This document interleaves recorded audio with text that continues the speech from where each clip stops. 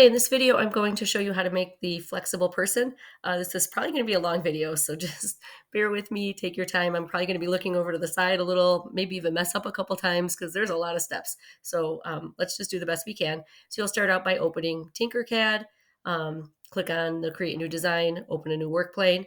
I put these directions in twice, so I'm going to have to delete one of those. So with this first thing we're going to do is we're going to make one of these hinges, and this hinge is going to be used multiple times for the knees, the upper legs, the shoulders, the arms, and the head. So we're going to use this a bunch of times. So we're going to make one, we're going to duplicate it as we need it. Okay, so we're going to drag a cylinder onto the work plane, and then we're going to, under solid color, change the number of sides to 64.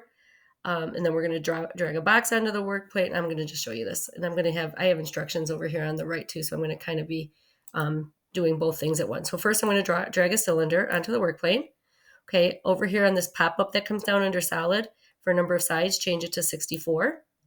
Okay, then I'm going to go ahead and I'm going to change or drag a box onto the work plane. I just have to check something really quick here. Okay, I'm going to drag a box onto the work plane. And then I'm going to select both of these shapes. So I just dragged a rectangle around the both. On the top right, I'm going to click the Align button here. I'm going to click the center button on the front. I'm going to click the center button on the left. Okay, so now they're perfectly centered. I'm going to click off. I'm going to select just the box, so just the red box.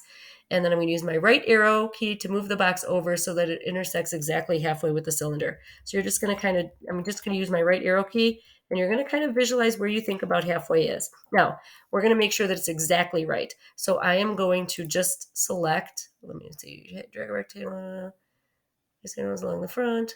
Oh no, we are going to select both shapes. I was right. Click on one of these. This should say 30. So it's at 31. So I moved it too much. So I'm going to click on the red box again. I'm going to use my left arrow, move it just to the left a little bit. Now I'm going to select both shapes again. I'm going to click this bottom, and now it says 30. So now I know that it's exactly the shape, the size that it should be. Okay. So I'm going to actually take this shape and I'm going to drag it off. We don't need it yet. So I'm going to drag it off over here onto the side because we are going to use that in a little bit. Okay, so we're going to drag another box onto the work plane. And here's what our dimensions are going to be. Okay, the length and the width are both going to be 15. So instead of 20 in these boxes, I'm going to type 15 and hit enter. I'm going to type 15 and hit enter. I'm going to click the white center box. I'm going to do 10 and enter. So the height's going to be 10. Okay, we're going to drag a box hole onto the work plane, which is one of these. Okay, and we're going to change the length front to back to 5. So I'm going to click here, and instead of 20 over here on the right, I'm going to change that to 5. So it's going to be nice and skinny. Okay, we're going to select both of these two shapes. We're going to choose the Align button.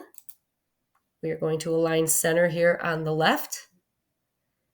And let's see, we're going to click the left center circle to align center front to back. Okay, that's perfect. And then we're going to click the front left circle, which is this one up here. And this is going to center perfectly inside. Okay, so now I'm going to select just the box hole. So I'm going to click off. I'm going to zoom in a little bit so you can get a better view. I'm going to turn it up a little bit. I'm going to select just the box hole, so just the hole itself. And I'm going to press the right arrow key on my keyboard 2 times to move the box out a little bit. So 1, 2, okay. And then let me just make sure. I'm going to just drag it a little. We might have to move it a little bit more.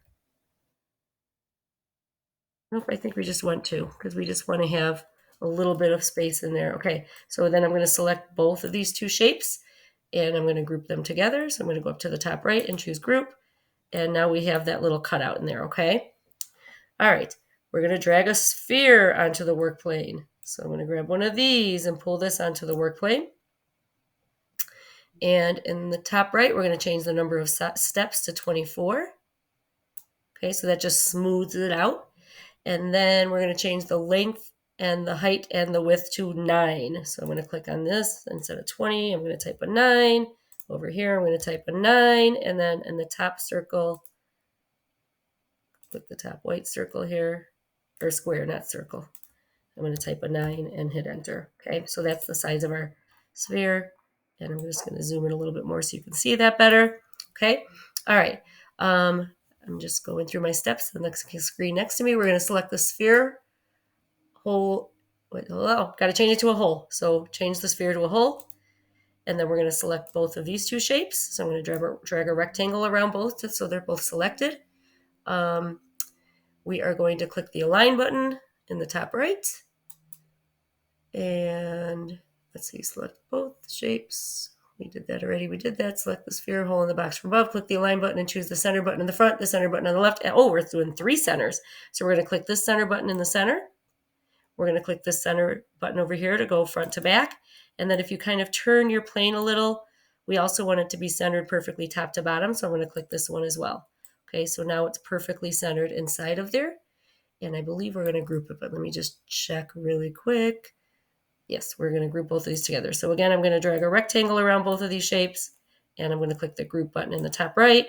And that puts like little indentations you can kind of see on the side walls, okay? All right, moving right along. We're going to drag another sphere onto the work plane. All right, we're going to change the number of steps again to 24. And we're going to change the length, the width, and the height to 7. I'm going to do the height first. I'm going to go 7, enter. And then I'm going to click the one in the corner here. And instead of 20, I'm going to type 7, enter. And then over here, I'm going to type 7, enter. Okay, good. All right, we're going to select both of these shapes again. So I'm going to draw a rectangle around them. I'm going to click the Align button again in the top right. And we're going to click the center button in the front, the center button on the left. And I'm going to rotate my plane a little again. And we're going to click the center button on the right as well, so it's perfectly centered. Okay, it doesn't tell me to group it together, but I believe at this point, oh, maybe I'm not going to group it yet because maybe there's something else we have to do. All right, I wish we were done, but we have another part to do. All right, so we're going to select the original. Here's what part 3 says. I'll show you where I am. I'm on part 3. So we're all the way down here already. We're going to select the original cylinder and box shape from part 1 above, and we're going to copy and paste it. Okay, so that's the one that we moved all the way off to the top corner over here, this thing up here. Okay, so I'm going to select both of these. I'm going to copy and paste. So Control C, Control V. You can duplicate it. You can use copy and paste in the top left corner, but whatever you're going to do to get a new one. And now I have the new one. Okay, so I'm going to zoom back in. Let me just recenter this.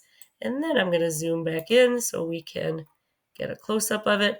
Okay, so I'm going to drag the copy so it's to the right of the ball and socket from part 2. So you know what I'm going to do? I'm actually going to select this one, and I'm going to move it over to the left a little. Okay, and then I'll reselect this one over here on the right and move it over to the right a little. Okay, so I have that to the right. Now let's see what I'm going to do. With these selected, I'm going to click here and I'm going to change the height to 6. So instead of 20, we're going to make the height 6. Okay. And then I'm going to rotate it 90 degrees up and down. So I'm going to turn my work plane and then I'm going to grab my rotate circles here and I'm going to rotate so it's 90, whoops, I went a little far, 90 degrees. So it's kind of like standing up on its side there like that. Okay. So make sure you rotate it in the right way. Okay. It says, if needed, pull the black Hershey kiss. Okay, so see how the shape is going underneath the work plane? We don't want that. I want it to be resting on the work plane.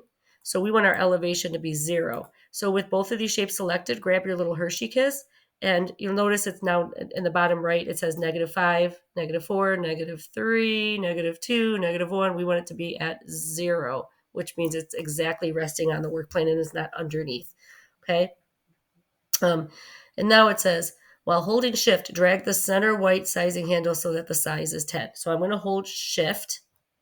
I'm going to grab this white sizing handle at the top, and I'm going to drag to make this 10, 13, 12, 11.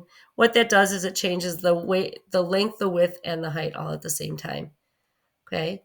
Let's see if I did that right. Yeah, and then drag the plane so you can see the shape from the top view. Okay, so I'm just going to drag so I can see from the top view. Select the orange and red piece and change the width from 3 to 4. So see how notice the width is 3 here? I'm going to click that. Oops.